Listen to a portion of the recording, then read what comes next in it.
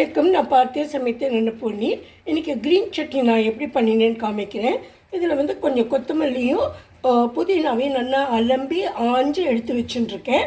அப்புறம் அந்த தண்ணியெல்லாம் எடுத்துட்டேன். அதுலேருந்து வடித்து எடுத்து வச்சுட்டுருக்கேன். வடிகட்டியில் வடித்து அதுக்கப்புறம் பச்சை மிளகாய், இஞ்சி, ஒரு எலுமிச்சம்பழம், 2 டேபிள் ஸ்பூன் வேர்க்கடலை வறுத்தது இது. அப்புறம் கொஞ்சமாக அதே மாதிரி ஒரு 2 டேபிள் ஸ்பூன் இருக்கும் உடைச்ச கடலை. இது வந்து உப்பு, ஒரு டேபிள் ஸ்பூன் ஜீரகம், இது வந்து சுகர், கொஞ்சமாக ஒரு பிஞ்ச்.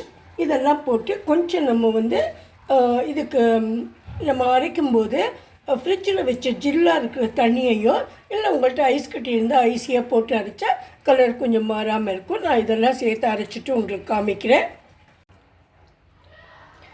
இப்போ நம்ம சட்னி ரெடி ஆகிடுது. நான் வந்து இந்த பாட்டிலில் வந்து இதை விட்டு வச்சுருவேன். இது வந்து நல்ல ப்ராடாக இருக்கிறதுனால உங்களுக்கு தெரியறதுக்காக நான் அதில் வச்சுட்டுருக்கேன். அதுக்கப்புறம் நான் இதில் வந்து ட்ரான்ஸ்ஃபர் பண்ணிவிடுவேன்.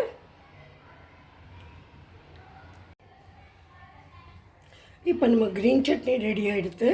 நம்ம கொஞ்சம் இந்த ஐஸ் வாட்டர் இல்லைன்னா நான் ஐஸ் க்யூப்ஸ் 2 போட்டுட்டேன். அதனால் கலர் கூட மாறல, நல்ல க்ரீனாகவே இருக்குது.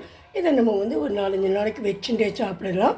உங்களுக்கு ஹோட்டல் மாதிரி வேணும்னா இதில் கொஞ்சம் தயிரை கலந்து கூட வேணும்னா 2 உப்பு வேணும்னா நீங்கள் போட்டுட்டு அது கூட தொட்டுன்னு சாப்பிட்லாம். நல்ல tasty item.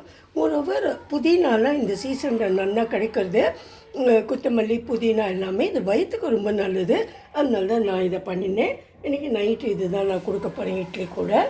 Hope you all will like this. If you like my video please subscribe to my channel. உங்கள் ஃப்ரெண்ட்ஸ் அண்ட் ரிலேஷன்ஸ் யாராவது இருந்தால் நீங்கள் ஷேர் பண்ணணும்னு விரும்பினா ஷேர் பண்ணுங்கோ, சப்போர்ட் பண்ணுங்கோ. Thank you very much. ஒரு லைக் ஒன்று போடுங்கோ.